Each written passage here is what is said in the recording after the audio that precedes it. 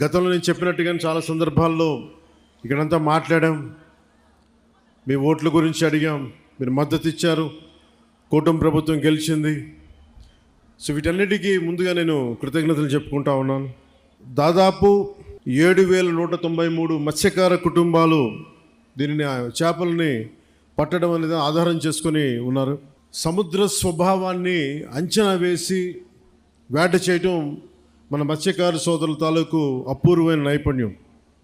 అలాంటి మీకు అండగా ఉండటం మా అందరి బాధ్యత.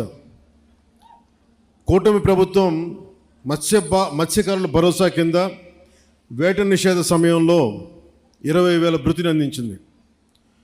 మీ ప్రతి కష్టంలో నేను ఉన్నాను అని చెప్పడానికే ఈరోజు ఇక్కడ రావడం జరిగింది. యాక్చువల్గా 10వ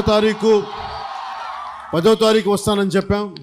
ఒకరోజు ముందుగానే, మధ్యలో ఆరోగ్యం బాగాలేక రాలేకపోయాను, కానీ ఒకరోజు ముందే మీకు ఇచ్చిన డేట్ కంటే కూడా ముందే వచ్చాం. అలాగే మీరు సముద్ర గర్భం నుంచి తీసుకువచ్చే మత్స్య సంపద వేలాది కుటుంబాలకి ఆహార భద్రత, జీవనాధారం అందిస్తుంది. ఈరోజు కాకినాడ జిల్లా కలెక్టరేట్ నిర్వహించిన సమావేశంలో మన సమస్యలన్నీ నాకు దృష్టికి తీసుకొచ్చారు.